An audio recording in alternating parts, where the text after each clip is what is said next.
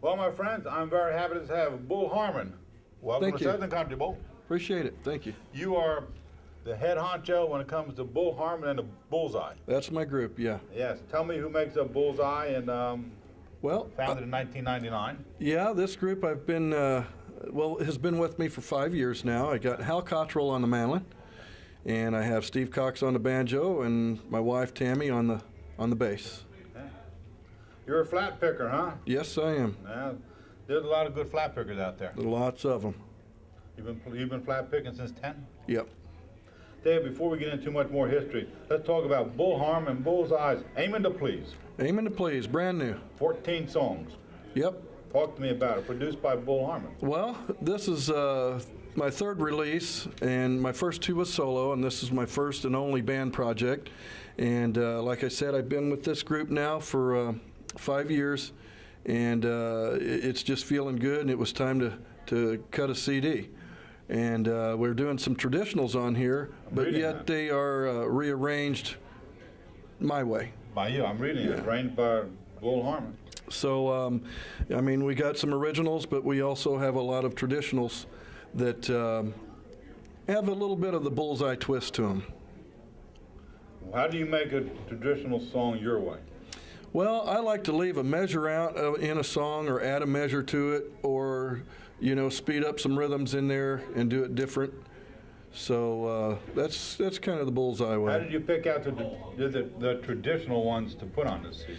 Well, we just kind of messed around with them there at the house, and they just felt good, and we worked them up, and that's pretty much how we came up with those. Have you played the traditional ones on shows, on stages, to see what the response would be from the audience? Yes, we had done that too, and it seemed to work out pretty good. That's called road testing. Yeah, that's right.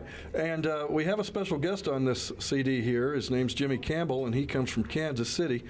And he plays the resonaphonic guitar. Okay. And I mean, he can play anything, but he plays the resonaphonic guitar on this album and does a little bit of the singing. But he's just a special guest, a dear friend. We grew up playing music together back in Missouri. Now, I'm looking at Aiming to Please.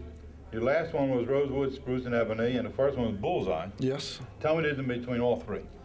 All right. Well, the first one was just one that I kind of wanted to do all my life, and I had wrote 7 of the 13 songs on that CD, and I just kind of wanted to get my music out there to let other people hear it, and other than playing on stage, and it was a pretty good seller for me. Good. And it was different kinds of music that I've written, you know, some jazz and some blues and some bluegrass and, you know, some country sounding stuff.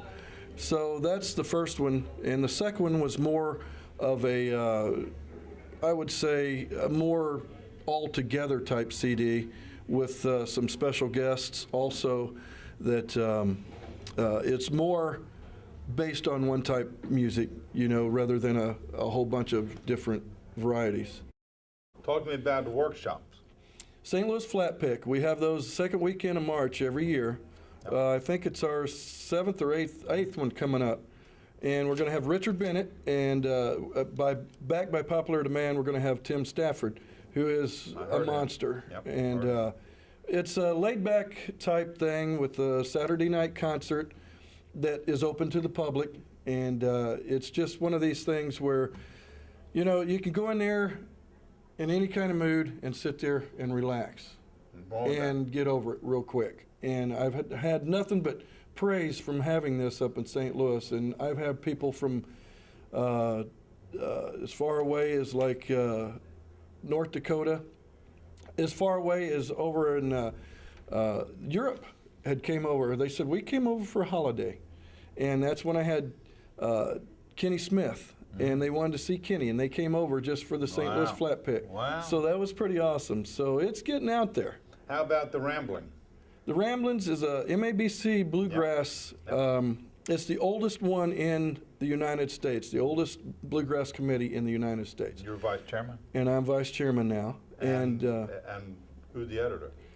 Tammy. That's what My I wife. said. There it is. She is the editor of the magazine, or the Ramblings is like a small paper, small newspaper. How often is it published?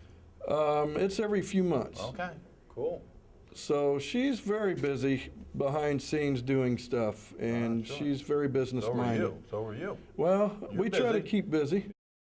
You have your own publishing company? Yes, I do. Bullseye. Bullmeister? Bullmeister Melodies. There you go. Bullmeister Melodies. A little joke here.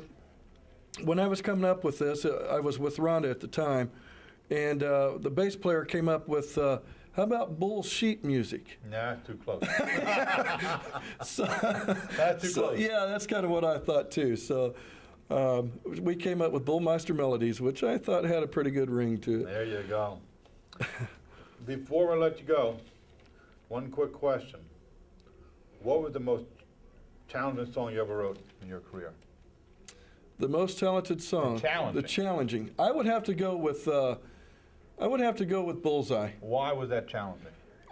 Because it was, well, I recorded it in the studio by myself, and then I wanted to do it all with the band. And it was one of these things where the timings in it and the way it was laid out was more difficult than what I thought it was. And, you know, even on the ending, I was thinking as I was playing the song, okay, here comes the ending, concentrate, concentrate. And I was thinking I was going to have to redo the ending, but it came out perfect. So that was very challenging for me. Website, we're wrapping up. Bullharman.com. You can look us up. Also, we have a Facebook. I don't know what it is, but I usually call it Face Page, Facebook. I don't know. Is it Face Page? Facebook. Facebook. See, there you go. Computer illiterate. That's me. Thank you for being on the show. I appreciate y'all Bull having Harman, me. right here in Sudzin Country. Thank you very much.